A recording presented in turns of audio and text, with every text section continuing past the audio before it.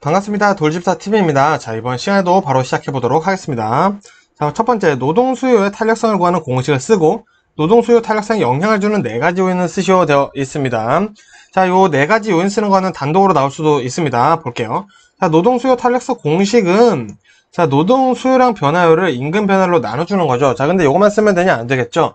자, 노동 수요량 변화율은 노동 수요량 변동분을 기존 노동 수요량으로 나눈 거고요. 임금 변화율은 임금 변동분을 기존 임금으로 나눈 것이다. 그래서 요거 우리 계산 문제 푸는데도 필요하니까 잘 외워두시면 되겠고요. 자, 그럼 노동수요 탄력성 영향을 주는 4가지 요인 보겠습니다. 우리 상총노다 뭐라고? 상총노다 라고 대답을 해준다는 거죠. 상은 상품에 대한 수요 탄력성입니다. 자, 노동 수요는 파생 수요이기 때문에 상품에 대한 수요 탄력성이 커지면 노동 수요 탄력성도 커진다는 거죠. 자, 근데 쓰시오기 때문에 이 상총 노동만 풀어서 써주시면 됩니다. 자, 그리고 총 생산비에서 노동 비용이 차지하는 비율, 이것만 써주시면 되겠죠? 노동 대체 가능성, 자, 다른 생산 요소로의 노동 대체 가능성이라고 써주시면 더 좋겠고요. 네 번째는 다른 생산 요소의 공급 탄력성이다 라고 해서 상총노다 4개 써주시면 간단합니다. 설명하시오 아니니까 굳이 설명 쓰실 필요 없습니다. 다음 보겠습니다. 한국표준산업분류에서 산업 결정 방법과 산업 분류의 적용 원칙을 쓰시오 되어 있습니다. 자, 요거 산업 결정 방법은 단독으로 출제될 수 있겠죠. 저 시험 볼 때 문제 이거 나왔었던 것 같은데 보겠습니다. 자, 우리 생계휴라고 외우셨었죠. 자, 생산 단위의 산업 활동은 그 생산 단위가 수행하는 주된 산업 활동의 종류에 따라 결정된다. 그리고 계절에 따라 정기적으로 산업을 달리하는 사업체의 경우에는 조사 시점에 경영하는 사업과는 관계없이 조사 대상 기간 중 산출액이 가장 높았던 활동에 의해 분류한다. 자, 요 내용만 써주시면 되겠죠.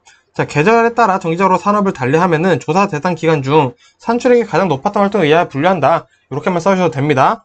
그리고 세 번째 휴죠. 휴업 또는 자산을 청산 중인 사업체의 산업은 영업 중 또는 청산을 시작하기 전에 산업 활동에 의해 결정하며 추가로 설립 중인 사업체는 개시하는 산업 활동에 따라 결정한다. 라는 내용 우리 1차에서도 많이 나와서 눈으로 많이 익히셨을 건데 또 많이 써보셔야겠죠, 이제.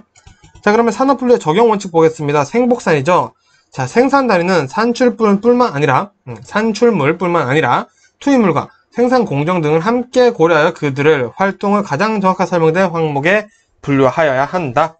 보시면 되고요. 자, 그리고 복합적인 활동 단위는 우선적으로 최상급 분류 단계를 결정하고 순차적으로 중, 소, 세세 분류 단계 항목을 결정하여야 한다. 자, 그리고 산이죠. 산업 활동이 결합되어 있는 경우에는 그 활동 단위의 주던 활동에 따라 분류하여야 한다. 라고 되어 있는데, 눈으로 많이 봤지만 또 손으로 써서 외우시는 게 확실히 중요하겠죠. 자, 다음 보겠습니다. A기업은 시간당 임금이 4,000원일 때 2만 시간의 노동을 필요로 한다. 임금이 5,000원으로 인상되면 10,000시간의 노동을 필요로 한다. 자, B기업은 임금이 시간당 6,000원일 때 3만 시간의 노동을 필요로 한다. 임금이 5,000원으로 인하되면 33,000시간의 노동으로 필요로 한다라고 되어 있습니다. 자, 먼저 여기서 지금 2번, 3번 되어 있는데 1번 같은 경우에는 각 기업의 탄력성을 구하는 공식이 나와 있습니다. 자, 그래서 탄력성 간단하게 제가 말씀드리면은 자, A기업 같은 경우에서는 지금 기존 2만 시간에서 10,000시간으로 필요로 하게 되죠. 그럼 10,000시간, 2만 빼기 만 했으니까 만 남죠? 자, 그럼 2분의 1이고요. 자, 2분의 1을 뭐랑 나눠주냐? 자, 임금 변동으로 나눠봐야겠죠? 자, 4,000원에서 5,000원 된 거니까 1,000원이고요. 자, 1,000원이고, 그리고 기존이 4,000원이니까, 자, 4,000원분의 1,000원이니까 4분의 1이죠? 자, 그래서 요거 곱하기로 바꿔서 1분의 4로 하면은, 자, A 기업은 임금 탄력성이 2가 나오죠? 자, 같은 방식으로 풀었을 때 B는 0.6이 나옵니다. 자, 그렇다면은, 타격 가능성, 임금 협상을 시도할 때 타격성이 높은 곳은 B기업이겠죠? 왜? 더 비탄력적이기 때문이겠죠? 비탄력적이라고 한다면은 우리가 실업이 줄고 또 고용이 안정화될 수 있다라고 보기 때문이겠죠. 자, 그 이유를 그대로 써주시면 되겠죠. 노동조합의 교섭력은 노동 수요의 임금 탄력성이 비탄력적일수록 커진다. 요거 핵심이죠. 요거만 사실 써주셔도 돼요. 자, 추가로 보면은 노동 수요의 임금 탄력성이 비탄력적이면 임금의 변화에 따라 고용량 변화도 적기 때문에 실업이 감소하기 때문이다 라고 되어 있는데 첫 번째 줄 이거 꼭 써주시는 거 요것만 써주셔도 될 만큼 중요합니다. 자, 다음 보겠습니다. 직업상담의 과정 5단계 보겠습니다. 자, 이거 관진목 개평 해서 외워주시면 되고요. 자, 쓰시오니까 설명 쓸 필요 없죠? 관계 형성 및 구조화, 진단 및 형성, 목표 설정, 개입, 평가 이렇게 해서 관진목 개평이다 라고만 써주시면 되겠습니다. 자, 다음 볼게요. 직업상담을 위한 심리검사 선정 시 고려사항 4가지를 쓰시오. 자, 우리 4가지인데 5가지 신출 준비할 필요가 있습니다. 이 문제 같은 경우에는. 자, 볼게요. 자, 먼저 심리검사의 목적을 분명히 한다. 자, 그리고 검사 선택에 있어 내담자를 포함한다. 내담자 함께 검사 선택을 한다는 거죠. 자, 그리고 표준화된 검사 방법을 사용한다. 자, 그리고 실시의 간편성, 그리고 경제성 등 실용성을 고려한다. 자, 실용성을 고려한다. 이것만 써주셔도 되겠죠? 자, 그리고 내담자의 문제점을 정확히 파악 후 실시 여부를 결정한다. 라는 요 5가지 내용 들어갈 수도 있다라는 거 알아두시고요. 뭐 4가지 쓰는 거지만 5가지 외워서 신출 준비했으면 좋겠습니다. 자, 다음 보겠습니다. 심리검사, 직업심리검사에서 측정의 기본 단위인 척도 4가지 유형을 쓰고 각각에 대해 쓰고 설명하시오네요. 자, 그러면은 이거 쓰기만 해도 절반 점수 받는다는 거죠. 명서등비입니다. 자, 명서등비 좀 더 간단하게 외울 수 있도록 한번 해볼게요. 자, 우리 명명척도는 이름명이죠. 그래서 단순 속성 간의 차이만 구별하는 거예요. 우리가 뭐 남자는 주민등록번호 뒤에가 1, 3이고 여자는 2, 4죠. 자, 요거는 그냥 뭐 의미가 있는 거 아니고 그냥 차이만 구별하는 거죠. 그리고 서열척도는 이제 숫자의 속성 차이뿐만 아니라 순위에 대한, 서열에 대한 정보를 포함하고 있다는 거죠. 자, 등간척도는 명명척도 플러스 서열척도의 특징 가지고 그 크기의 정도를 파악할 수 있다. 써주시면 되고요. 자, 비율척도는 서열, 등간 정보와 절대 0점, 절대 0점을 가진다는 단어 써주시면 좋고요. 비율에 대한 정보도 포함하고 있다. 라고 해서 쭉쭉 업그레이드 되고 있다라는 느낌으로 외워주시면 될 것 같습니다.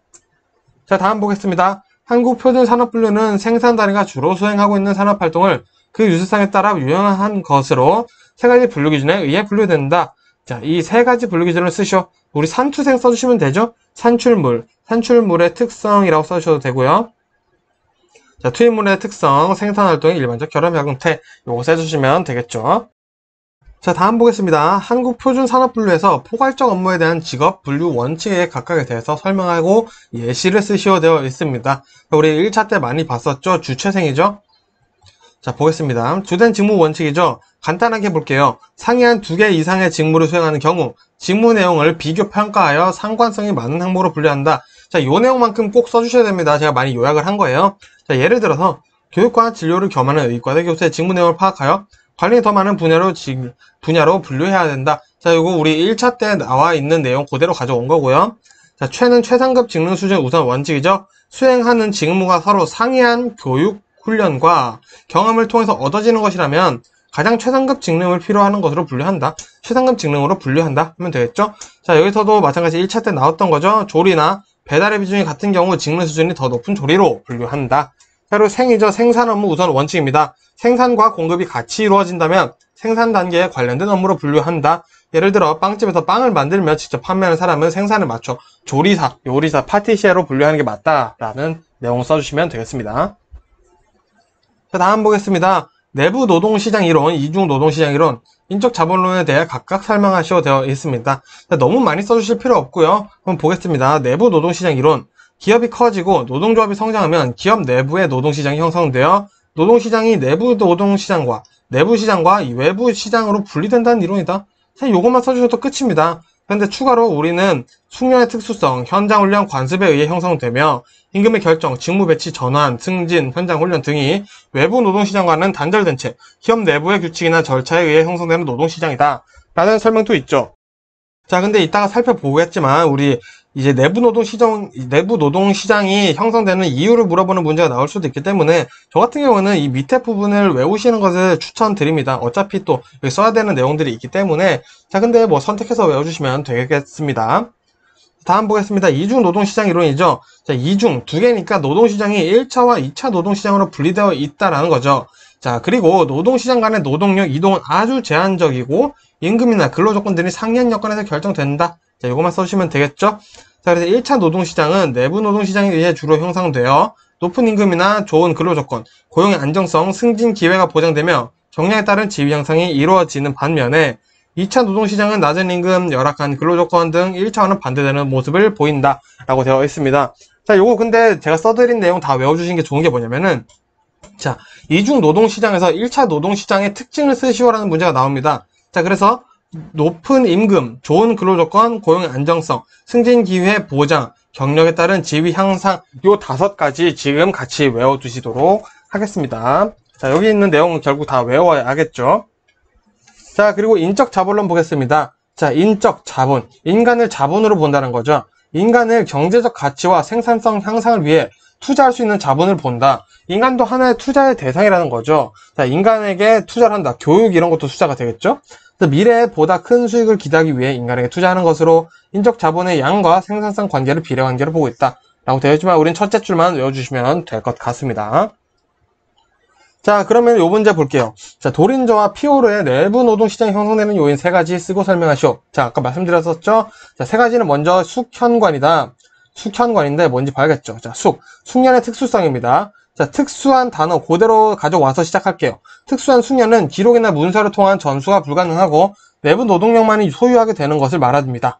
자, 그래서 이런 기업이 이런 특수한 숙련을 유지하기 위해 노력하다 보니까 내부 노동력이 유지된다. 그러면서 내부 노동시장이 형성된다라는 거고요.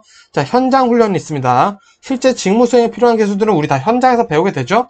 그래서 숙련의 특수성과 상호작용하게 되면 내부 노동시장을 형성하게 된다. 라고 마무리해 주시면 되겠고요. 자, 관습입니다. 자, 작업장에서나 현장에서 문서가 되지 않은 규정들이 각종 사안을 규율하게 돼요.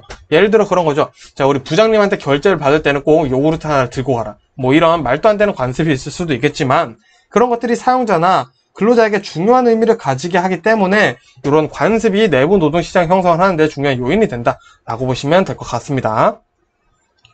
자, 다음 보겠습니다. 자, 이중 노동시장 이론에서 1차 노동시장의 직무 혹은 소득 근로자들이 갖는 특징 5가지를 쓰시오. 자, 이렇게 직무와 가지는 특징 나눠서 써놨는데요. 자, 요 중에 8개 중에 마음에 드시는 거 5가지만 써주시면 됩니다. 그래서 비교적 고임금, 높은 임금이죠. 그리고 쾌적한 근로조건, 고용 안정성 및 승진 기회, 보장의 공평성. 자, 승진 기회를 보장한다는 건 아닙니다. 승진 기회에 대한 공평성이 있다는 거죠. 그리고 합리적인 노무 관리, 낮은 실업률, 낮은 결금 및 이직률, 직업훈련의 기회가 많고요. 경력에 따른 임금과 권한, 책임, 지위의 상승, 즉 연공급의 특징을 가지고 있다라는 걸로 간단히 써주시면 되겠습니다. 자, 끝으로 인적 자본 보겠습니다. 인적 자본에 대한 투자의 대상을 3가지만 쓰고 각각에 대해 설명하시오. 자, 아까 인적 자본 투자, 인적 자본론에서 내용이 인간을 자본으로 보고 인간에게 투자를 한다라는 내용이 있었죠. 자, 그러면은 어디에 투자를 하냐라는 건데 여러 가지가 있습니다만 3가지 가져왔습니다. 첫 번째 건강이죠. 건강 수준이 올라가면 노동 공급 시장도 시간도 일정 수준 이상 유지시킬 수 있고 결근을 줄여 경제적 손실을 줄일 수 있다 라는 내용 써주시면 되고요. 자, 이주비입니다. 이주비.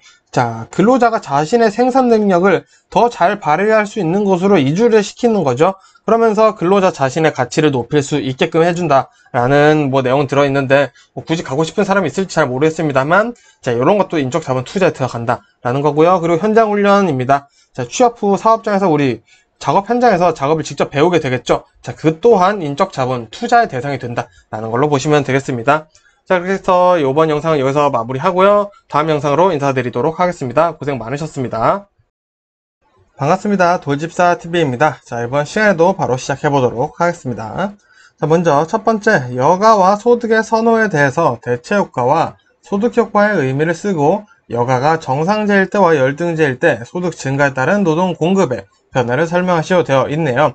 자, 그럼 먼저 대체효과, 소득효과 의미 한번 써보도록 하겠습니다. 자, 대체효과가 어떻게 쓸 것이냐? 자, 임금 상승이 여가의 기회비용을 증가시켜 여가 시간보다 노동 공급 시간을 증가시키는 것을 더 선호시키는 것이다. 자, 저 같은 경우에는 여가의 기회비용이라는 단어를 사용해서 조금 전문 지식이 있는 것처럼 표현을 해봤고요. 소득효과는 임금 상승으로 전보다 더 적은 일을 해도 동일한 소득이 되기 때문에 노동 공급 시간을 보다 여가 시간을 선호하기 시작하는 것이다. 즉, 요거는 노동 공급을 줄이겠다라는 거죠. 자, 그럼 좀 더 풀어 써볼까요? 자, 여가가 그러면은 정상제인 경우 노동 공급은 어떻게 변화하나? 자, 임금 상승으로 소득이 증가하여도 임금 수준이 낮다면 대체효과가 더 크게 된다라는 겁니다. 자, 그래서 노동 공급은 증가하게 된다라고 되어 있어요. 자, 하지만 자, 임금 수준이 높다면 소득 효과가 더 커서 고동 공급 곡선은 후반 굴절하는 모습을 보이게 된다라는 거죠. 그래서 앞에 서론이 있었지만 이 서론은 안 써도 되겠죠. 그래서 여가가 정상제인 경우 노동 공급의 변화는 자, 소득 효과가 더 커서 노동 공급 곡선은 후반 굴절하는 모습을 보인다. 추가로 여기서는 이제 여가의 기회비용이 감소되었다라고 보셔도 되겠죠. 자, 그러면은 여기서 여가가 열등제일 경우 노동 공급의 변화 한번 보도록 하겠습니다.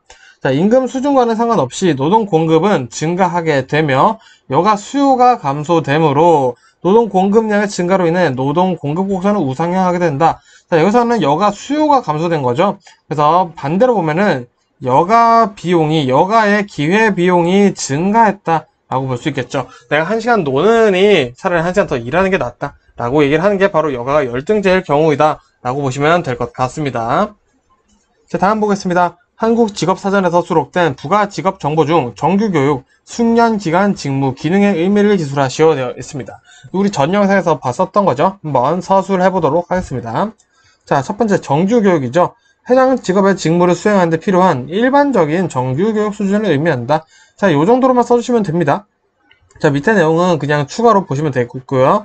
자, 숙련기간은 뭐냐? 정규교육 이수 후 직업의 직무를 평균적으로 수행하기 위해 필요한 교육, 훈련 등의 기간을 의미한다라는 거죠.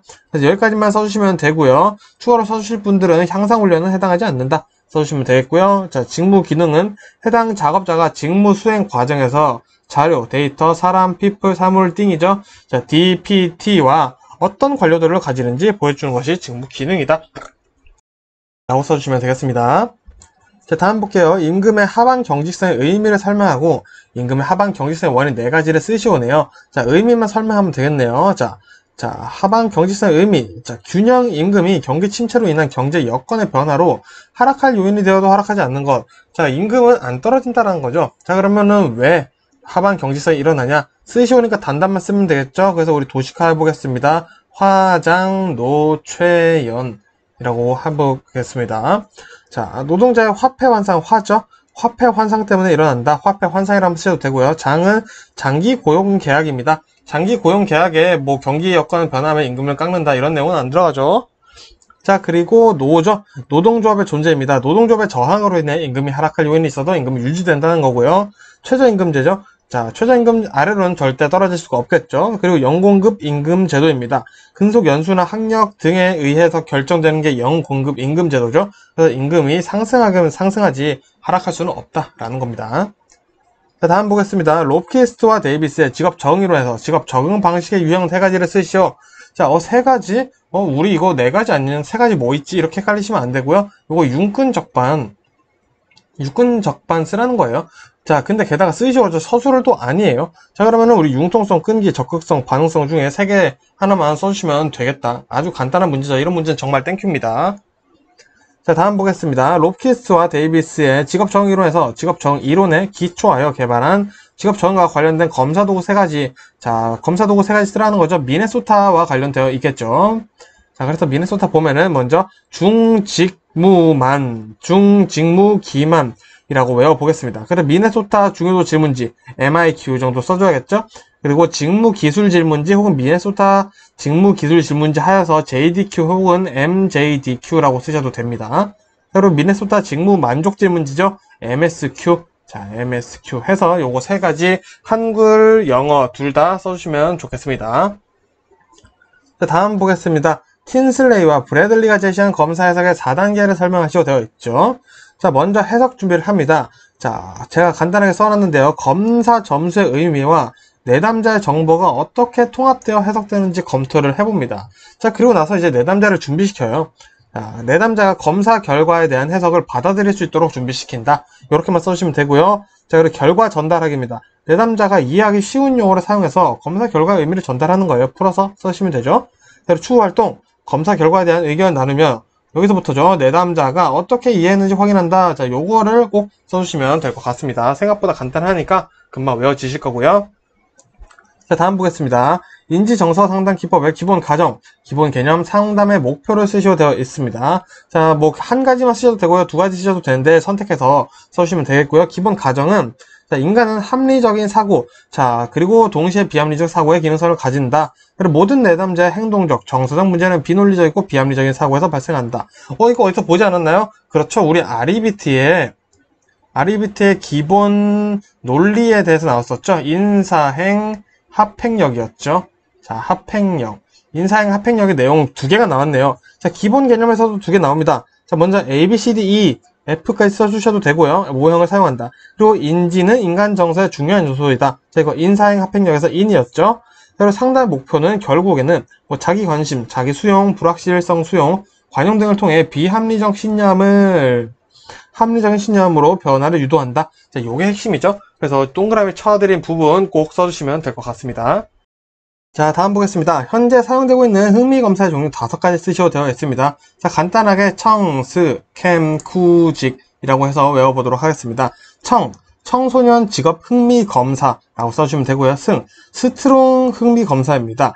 자, 그리고 캠은 캠벨인데 캠벨 혼자 안 하죠? 스트롱 캠벨 흥미검사. 따라서 연결해서 외워주시면 되고요. 쿠는 쿠더밖에 없죠? 쿠더 흥미검사. 그리고 직업 선호도 검사, VPI죠? 자, 이렇게 해서 흥미검사 종류 5가지, 이제 청스, 캠, 쿠직, 청스, 캠, 쿠직 해서 써주시면 될 것 같습니다. 그래서 이번 영상은 여기서 마무리하고 저는 다음 영상으로 또 인사드리도록 하겠습니다. 고생 많으셨습니다.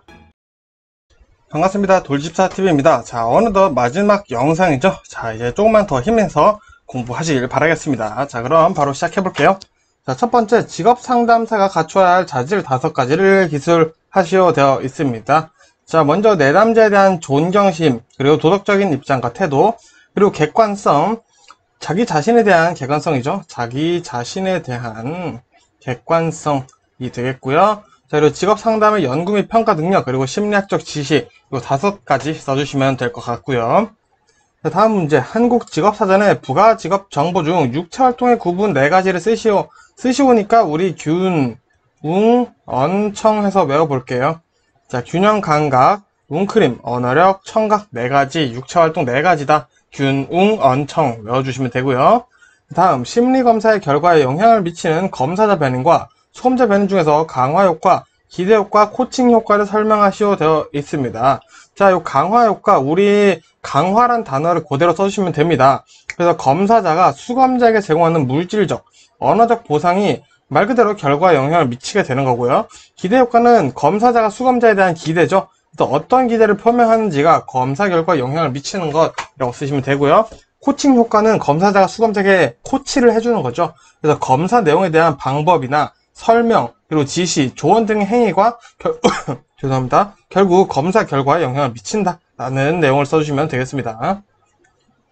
자, 다음 보겠습니다. 갤라트가 제시한 진로 의사결정의 8단계를 순서대로 쓰시오. 자, 요거 2022년 2회 출제됐었던 문제죠. 자, 목표의식이랑 평가 및 재투입은 우리가 제시돼서 나오기 때문에 가운데 6개 외워주시면 되겠죠. 그래서 정, 대안, 괄호 닫고, 대안, 열결실, 가의 해서 외워주시면 되겠고요.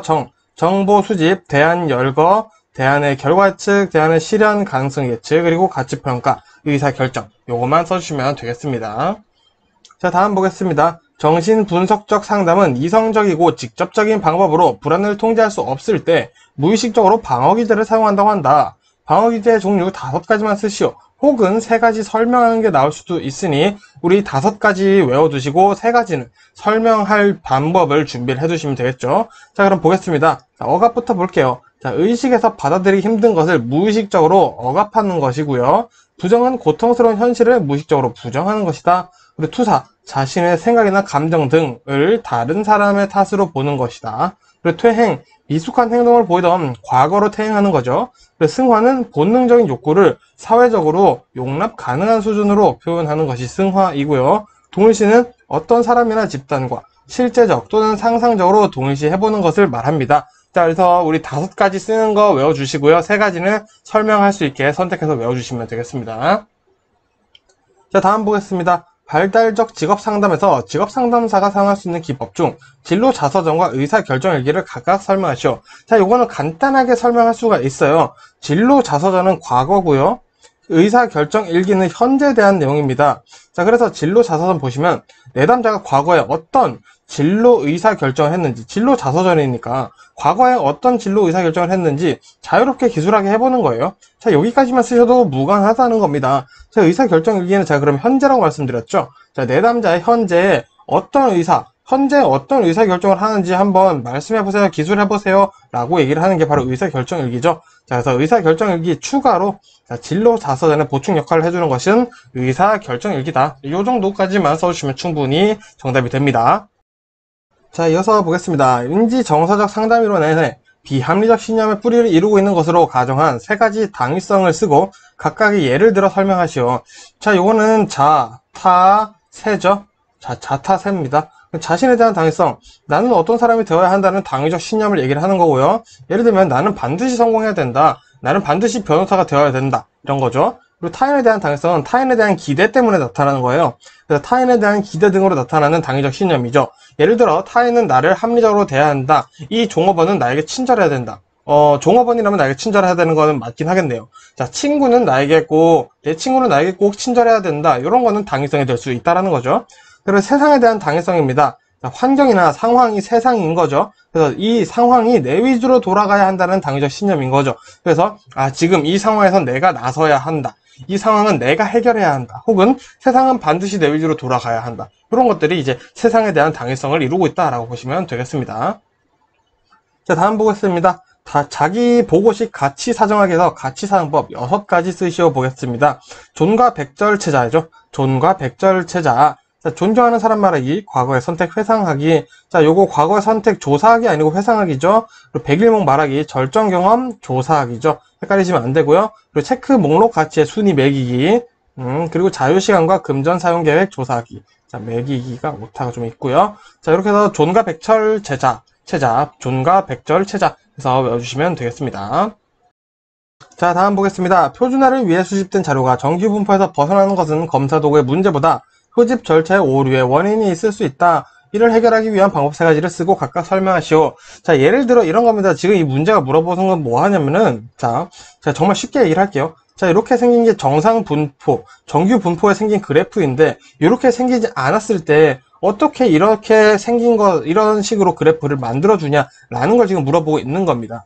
자, 그래서 먼저 완곡화 방법은요, 수집된 자료가 정상 분포의 모양을 가지도록 점수를 가감하는 거예요. 그래서 요 끝에 있는 부분들에 점수를 조금 더하거나 모든 점수를 10점씩 더하면은 다 똑같은 점수겠죠. 자, 그렇게 해서 그래프를 이렇게 이동시킬 수 있다는 겁니다. 정규 분포의 모양을 가질 수 있게 모든 점수에 10점을 더하거나 10점을 빼서 모양을 바꿔준다. 이게 완곡화 방법이고요.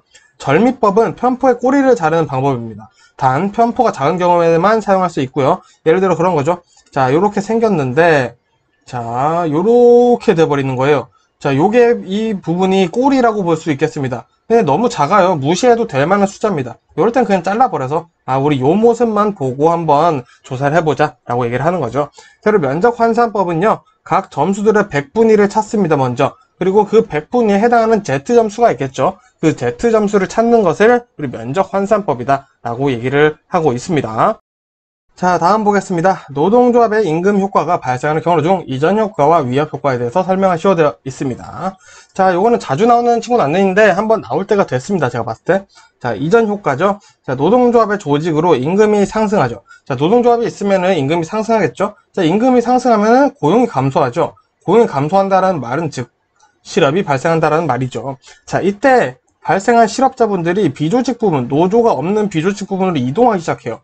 그러다 보니까 비조직 부문의 노동 공급이 증가하게 되겠죠. 자, 연결해서 외워주시면 됩니다. 자, 그러다 보니까 노동 공급이 많아져요. 그러면은 임금이 감소하게 돼 있죠. 자, 그래서 요것들을 우리는 이전 효과다라고 얘기를 하면 되고요. 자, 노조의 등장으로 임금이 상승했다부터 쭉 풀어서 내가 한번 설명을 해보겠다. 이해하면서 설명해보겠다라고 생각하시면 이 문제는 금방 외워지실 거고요.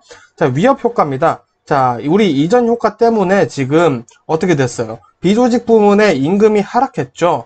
자, 이전 효과로 인해 비조직 부문의 임금이 하락이 시작되면은 비조직 부문에서도 우리도 노동조합 만들자 이런 얘기가 나와서 이제 노조가 결성되고자 한다라는 거죠.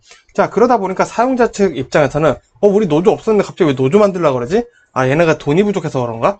우리가 임금을 좀 미리 올려주자. 노조 만들기 전에 미리 올려주자라고 사전에 이러한 상황을 방지하고자 사용자 측면에서 임금을 미리 인상해주는 거다라는 게 위협 효과다.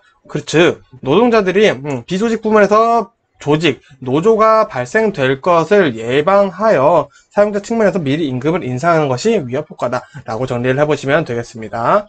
자, 이렇게 해서 우리 직업상담사 실기에서 중요한 내용 120문제 살펴봤지만 우리 합격 기준은 150개 정도 이상 150개에서 180개 사이를 암기를 해주시는 게 보통 합격선이라는 거 알아주시면 되고요. 그 중에서도 이 120개는 꼭 알고 시험 보셔야 된다는 거 다시 한번 말씀드리면서 시험 준비하고 계신 분들 모두 좋은 결과 있으셨으면 좋겠고요. 저는 여기서 인사드리도록 하겠습니다. 고생 많으셨고 화이팅입니다.